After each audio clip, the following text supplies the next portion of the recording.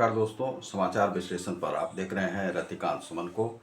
आपने यदि हमारे चैनल को सब्सक्राइब नहीं किया होगा तो सब्सक्राइब करें, लाइक और शेयर करें। आज मैं आपको बताने जा रहा हूं कि किस प्रकार से अरविंद केजरीवाल जो हैं वह घोटाले में लिप्त हो गए और राजनीति में रहते हुए जो भी लोग हैं इसी प्रकार से नंगे हो जाते हैं। और ये एक प्रकार की काली की कोठरी है। जो ईमानदारी की बात कर रहे थे वह ईमानदारी से मुकर रहे हैं और उन पर जो है सो यह ईडी का जो है यह केस नहीं चलता यदि वे सही मार्ग पर चले होते, लेकिन ऐसा नहीं हुआ। और एक बात और आ रही है कि वे इसमें जो है सो अब त्यागपत्र भी नहीं देने जा रहे हैं। यह जो है एक विकट समस्या जो है संवैधानिक जो है सो खड़ी हो गई है। यह समस्या जो है किस प्रकार से लोकतंत्र को लील रहा है, तो इसी विषय में मैं बताऊंगा क्या वे भ्रष्ट हैं या भ्रष्टाचार में कैसे लिप्त हुए। जो कि अन्ना हजारे के जो भ्रष्टाचार उन्मूलन से निकले हुए नेता थे वे इस प्रकार से भ्रष्टाचार में लिप्त हो गए। ईडी ने उन पर क्यों कार्रवाई की है, तो सबसे पहले हम लोग जानते हैं कि उन्हें जब उनके ऊपर यह भ्रष्टाचार का जो है केस लगा तो वे यदि ईमानदार होते तो उन्हें सबसे पहले इसमें जो है उन्हें अपना त्यागपत्र देना चाहिए था। और 6 सम्मन जारी होने के बाद भी उन्हें वहां नहीं जाना यह बताता है कि वे भ्रष्टाचार में लिप्त थे। वे डर रहे थे कि उन पर जो है कार्रवाई होगी और उन्हें बंद कर दिया जाएगा।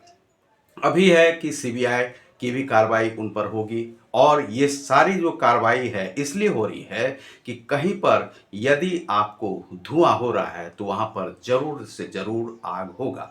यह लीकर का घोटाला है, यह जल घोटाला है और शराब का भी घोटाला है और मोहल्ला क्लिनिक और ये सब जितने भी हैं वहाँ पर जो है ये घोटाला किए गए हैं। और ये लोग ईमानदारी की बात कर रहे थे और ईमानदार ये रह नहीं पाए।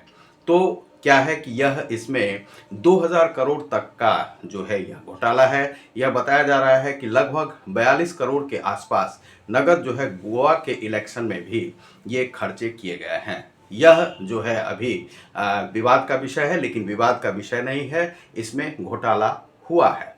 अब घोटाला हुआ ये शराब का घोटाला। चाहिए था कि उन्हें शराब की बंदी करनी चाहिए थी यदि वे ईमानदार होते, लेकिन शराब को वहाँ पर बढ़ावा दिया। खुलेआम जो है सो शराब बिकना वहाँ पर शुरू हुआ। यह राजधानी क्षेत्र दिल्ली की बात है और वहाँ के जनता ने वहाँ पर कॉपरेट किया उन्हें और शराब की बिक्री से वे खुश हो गए। ऐसा नहीं होना चाहिए था, यह भारतीय संस्कृति है। हम यह नहीं कहते हैं कि दिल्ली में बहुत जो पीने वाले हैं उन्हें बंद ही कर दिया जाए, लेकिन दिल्ली में शराब की इस प्रकार से खुलेआम बिक्री, खुलेआम लाइसेंसिंग और उन्हें खुला छूट दे देना एक बहुत ही बड़ा यह रैकेट का काम है। यह बहुत बड़ा भ्रष्टाचार हुआ है और पैसे लेकर के ये लाइसेंसिंग की व्यवस्था वहाँ पर चलाई गई है। अब सवाल उठता है कि जो सुनीता केजरीवाल है, यह जो परंपरा जो चली आ रही है कि लालू यादव के समय से कि लालू यादव जेल गए तो वे राबड़ी देवी को बिठा कर गए। यह प्रजातंत्र लोकतंत्र के मूल्यों का हनन है कि आप राबड़ी देवी जो कहीं से भी चुनकर नहीं आई थी उन्हें जो है सो आपने मुख्यमंत्री बना दिया। यह आप संविधान में इसका जिक्र नहीं है तो इसका अर्थ यह नहीं होता है कि आप किसी को किसी भी पद पर आप बिठा देंगे। यहाँ पर जो अरविंद केजरीवाल की पत्नी है उन्हें यह जो है सो अवसर फिर से दिया जाने लगा है। वह बिहार की स्थिति अब दिल्ली में भी होने जा रही है। इसी प्रकार से झारखंड के जो मुख्यमंत्री थे उन्होंने भी कई बार ईडी के सम्मन, यदि आप ईमानदार होते, हमने भी एक जीएसटी का नंबर ले रखा है, जीएसटी का नंबर ले रखा है तो अब जीएसटी हम दे नहीं पा रहे क्योंकि उतनी तो कमाई है नहीं। हमने ले रखा था कि देखें इसमें क्या होता है, तो जो कुछ कर पाते उसमें कर पाते। अब उसमें भरने का भी हमें समय नहीं मिला और बीमारी की अवस्था में। लेकिन क्या है कि यदि जीएसटी वाले हमें बुलाएंगे तो क्या हम जाएंगे नहीं? हमारे पास कमाई नहीं है तो हम उसको शो कर सकते हैं। या किसी भी व्यक्ति के पास ऐसा यदि है कि उनके पास किसी भी नंबर का या ईडी का कोई सम्मान आता है तो उन्हें जरूर से जरूर जाना चाहिए। कानून का जो है सो वह सम्मान करना चाहिए और कानून आपकी कभी भी अवहेलना नहीं करनी चाहिए यदि आप इस देश में रहते हैं। लेकिन अरविंद केजरीवाल ने झारखंड के मुख्यमंत्री की तर्ज पर उन्होंने भी सम्मान का जो है सो अवहेलना किया और उन्हें अपमानित किया और सम्मान नहीं किया। इसके बाद कोर्ट ने जो फैसला दिया, कोर्ट ने उनका पक्ष नहीं सुना और कहा कि ईडी का पक्ष मजबूत है, इसीलिए उनको वहां पर से भी फटकार मिली। तो अब है कि 2 अप्रैल तक तो हैं ही वे बोल रहे थे कि 28 को वे देंगे, लेकिन कुछ नहीं दे पाए। अब यह है कि उन पर जो यह भ्रष्टाचार का यह आरोप लग रहा है, तो वे क्या भ्रष्ट हैं और भ्रष्ट कैसे हो गए। एक पढ़े लिखे व्यक्ति को इस प्रकार से जेल जाना पड़ रहा है। या राजनीति ही ऐसी है कि राजनीति में आपको आने के बाद पैसे की आपको लत लग जाती है। पैसा आप सोचते हैं कि किस प्रकार से ज़्यादा हो कि जिससे हम स्विस बैंक में रख सकें और आगे आने वाले इलेक्शन में हम प्रधानमंत्री तक की कुर्सी तक पहुंच सकें।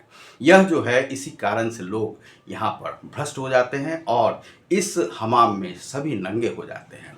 यह है कि यह एक काली की कोठरी है जिसमें आकर के सभी अंधे भी हो जाते हैं, अंधे होकर के भ्रष्टाचार करने लगते हैं। यही जो है इनके साथ हुआ है और इन्होंने ऐसा किया है। अब 2000 करोड़ का घोटाला है या 600 करोड़ का घोटाला है, दक्षिण से कैसे पैसे आए, ये सभी खोजबीन का विषय है और यह ईडी के पास पुख्ता सबूत इसके हैं और ईडी जो है यह करे। लेकिन सबसे बड़ी बात है कि जो ईमानदारी की बात करने वाले केजरीवाल थे, अरविंद केजरीवाल, उन्हें ऐसा नहीं करना चाहिए कि वे कहते हैं कि हम जेल से ही जो है सो मुख्यमंत्री की कुर्सी को चलाएंगे।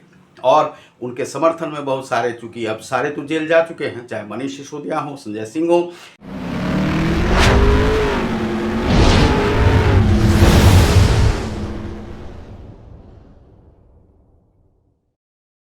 ये सभी भ्रष्टाचार में किस प्रकार से अन्ना हजारे के आंदोलन से निकले हुए ये लोग किस प्रकार से ये भ्रष्टाचार की बात करने लगे और भ्रष्ट हो गए और इन्हें जेल जाना पड़ रहा है, यह बड़ा ही दुख का विषय है। और इसे जो है आप भाजपा पर थोप रहे हैं, यह जो है आपकी भारी भूल है। और आप अपनी पत्नी को राबड़ी देवी बनाने पे तुले हुए हैं, यह भी आपकी भारी भूल है, क्योंकि आप जो है उन्हीं के पद चिन्हों पर चल रहे हैं जो कि सबसे भ्रष्टतम नेता में देश में जाने जाते हैं। वे हैं लालू यादव। लालू यादव ने रिकॉर्ड तोड़ा था और फिर से वे रिकॉर्ड तोड़ना भी बहुत लोगों को सिखा भी रहे हैं। तो इस प्रकार से नहीं होना चाहिए था। तो यह जो है यहाँ पर अरविंद केजरीवाल के साथ हो रहा है। अरविंद केजरीवाल ने भ्रष्टाचार किया और राजनीति में उनकी जो है लत जो है उन्हें लग गई भ्रष्टाचार की। और यह जो है दिल्ली की जनता के लिए बड़ा ही दुखद है। दिल्ली की जनता ने ऐसे नेता को वोट दिया जो कि भ्रष्टाचार की आज परिसीमा का उल्लंघन कर चुका है। और आप देख रहे हैं समाचार विश्लेषण को, मैं हूं रतिकांत तुमन। और आप यदि हमारे चैनल को लाइक और सब्सक्राइब नहीं किए हो तो लाइक करें ज़रूर से ज़रूर, और आपको हमारा बेल आइकॉन भी ज़रूर से दबा दें, जिससे कि आपको हमारे सारे नोटिफिकेशन मिलते रहेंगे। बहुत बहुत धन्यवाद। नमस्कार।